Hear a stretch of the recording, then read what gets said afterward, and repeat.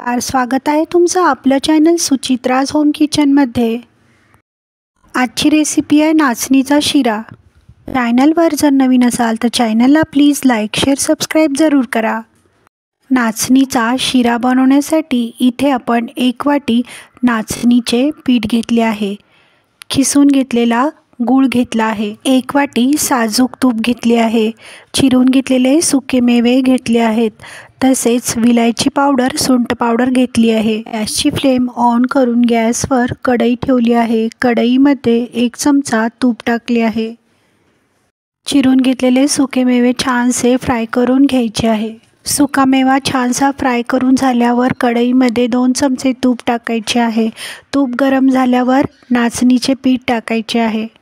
मंद आचेवर नाचणीचे पीठ छानसे भाजून घ्यायचे आहे। गरजेनुसार तूप टाकायचे आहे। नाचणीचे पीठ तूप घालून छानसे मंद आचेवर खरपूस असे भाजून घ्यायचे आहे। इथे आपण 2 वाटी गरम पाणी घातले आहे। इथे आपण नाचणीचे पीठ पळीच्या साहाय्याने एकसारखे छानसे हलवून घेणार आहोत। झाकण लावून नाचणीचे पीठ छानसे वाफवून घ्यायचे आहे।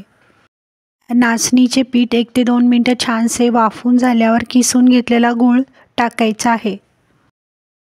इथे आपण गूळ एकसारखा छानसा नाचणीच्या पिठामध्ये मिक्स करून घेणार आहोत। इथे तुम्ही पाहू शकता गूळ नाचणीच्या पिठामध्ये छानसा मिक्स झाला आहे।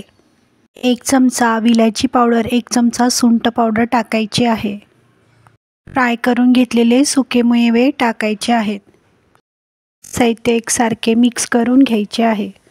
झाकण लावून नाचणीचा शिरा छानसा वाफवून घ्यायचा आहे। इथे तुम्ही पाहू शकता नाचणीचा शिरा छानसा वाफवून तयार आहे।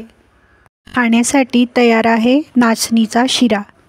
व्हिडिओ आवडल्यास व्हिडिओला लाईक शेअर सबस्क्राईब जरूर करा। कमेंट बॉक्समध्ये कमेंट करायला विसरू नका।